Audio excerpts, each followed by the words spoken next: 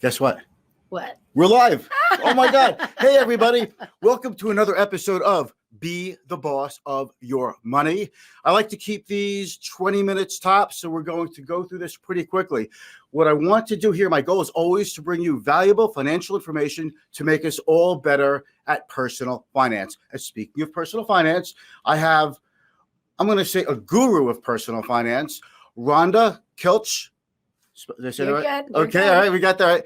And Rhonda runs a foundation. She's the executive director of Equity First Foundation. They are about teaching financial literacy. And if you know anything about the state of finances in this country, the state of personal finance is pretty poor. And we all can use some more education. So I wanted to bring in someone who is a very valuable resource, who does this literally on a full-time basis. Although Rhonda does many other things besides this, she just makes it look easy. So without further ado, I'm going to bring in Rhonda. Rhonda, how are you? I am good. Thank you so much for having me. Thanks for coming on. Thank you. So we have like 400 connections on LinkedIn, and we've never met before. So we finally met. We have a lot of mutual friends. So it's a pleasure to meet you. And can you tell me a little bit about Equity First Financial? I know there's a lot to tell. So what should we know? Sure. So I founded the Equity First Foundation in 2015. It started off as a passion project because I was able to identify that there were resources and information that was just not getting out, more specifically to our Long Island-based community. And as somebody who is a forward thinker, and I will say a little aggressive, you could either sit back and do nothing, or you can take action and be a voice for those people that don't have one. So I chose to be the voice. Okay. We all know I'm not shy. And I was looking to put together just a unique, very creative organization that delivers just really current information that is easily understood and digestible for all stages, all ages, and all abilities of our Long Island community. It was all about creating goals and setting up, what the next, 5 years look like. So for me, I'm very goal driven. And when I went to create the organization, I put everything together in 5-year plans. So I love the idea that you picked this one. So you have a passion for financial literacy. Correct. And, not everybody has that passion. People have a passion to spend, to buy, to live in the moment, materialism.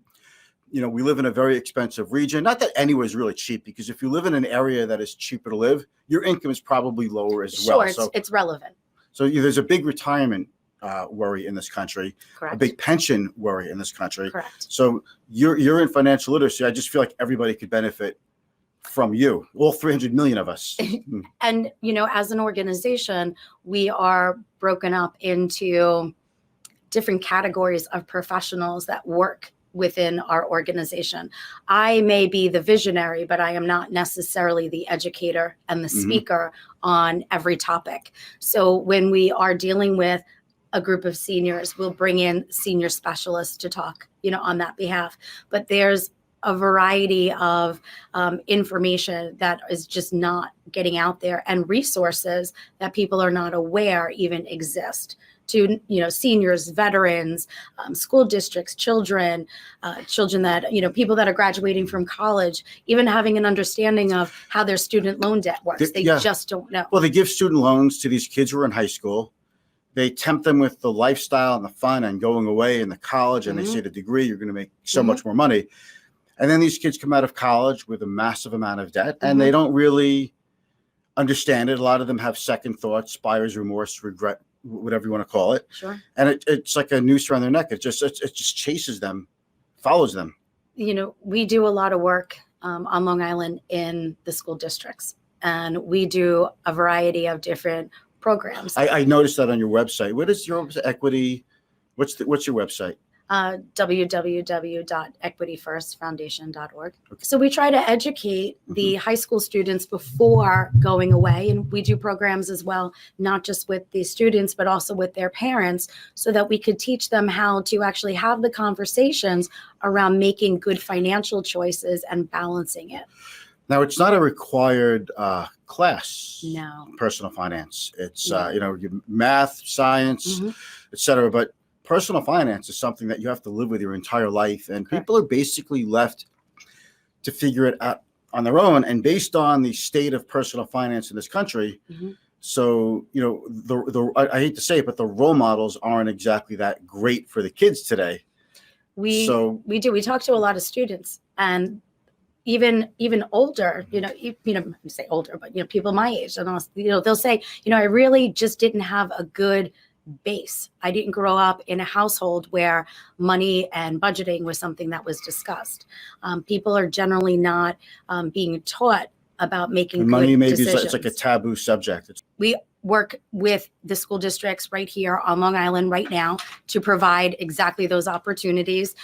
You can get in touch with Mitch offline, and we can talk about if you are in a particular district that you would like to see us do a program. That's number one. And then number two, we also do a lot of community-based programs. So even if it's outside of the school, sometimes we'll go into temples and churches, community centers, family and adolescent services, and we'll do smaller groups, usually 15 to 25 people at a time. And they give us a very specific need, and then we come in and we educate on that topic. So once a month, we actually produce a networking event. Yes. So we do these events, and we do them at different times. So sometimes it's the morning, sometimes it's at night, in different locations on Long Island, and we bring out different professionals. And at that time, we do our little presentation about who we are. And if they're interested in getting on board, there's a packet that they fill out, a get involved packet that lets us know a little bit about who they are. The worst thing is there are people who think that they are a good speaker and they're not, right? I'm sure we've all sat through dreadful seminars. So we look for their entertainment factor, where they've spoken before, what their background is, how long they've been practicing in their field of Right. You want to make sure they have not just the knowledge, the experience, but experience as educators, public speakers. Sure. I mean, we're not looking for the greatest entertainers in the world, but that would be a nice plus. But people who could get their point across and make the time worthwhile for the people who attended. The Haven House sounds like a very special thing. So what's the deal? All right. So a few years ago, my mother unfortunately had passed away. And I think that a lot of who I am as a person and a lot of the philanthropy that I believe in was from her, right? There's times where I'll say, Let's lean in a little bit. Sure. I am my mother's child. And when she passed away, I took inheritance money and I purchased a retreat house upstate New York, and I called it the Haven. What a wonderful tribute to your mother. And what we do now is we work with a variety of charity partners on Long Island, and we send families away on retreat that need to have some respite time. You are so lucky to have had such a wonderful mother. Yeah. I would like to thank you for being my guest. And I would like to thank you for having me. This is great. So equityfirstfoundation.org. Just, actually, I'm going to ask you this.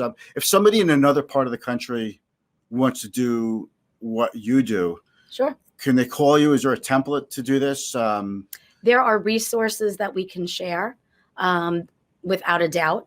We also have train the trainer programs. So if there is even an organization that can't necessarily bring us on board, but they want to implement financial literacy into their current curriculum, we have a variety of pre-approved curriculum for preschool all the way through college. That is so great. Thanks so much. You got it. Okay. Thank you. We are going to sign off. Maybe there's somebody else out there that had a question or a comment, and we'll just take a quick look before we go. Okay.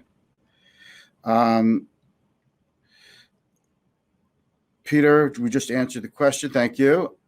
Do you offer a class outside of the high school environment if the school doesn't offer any classes?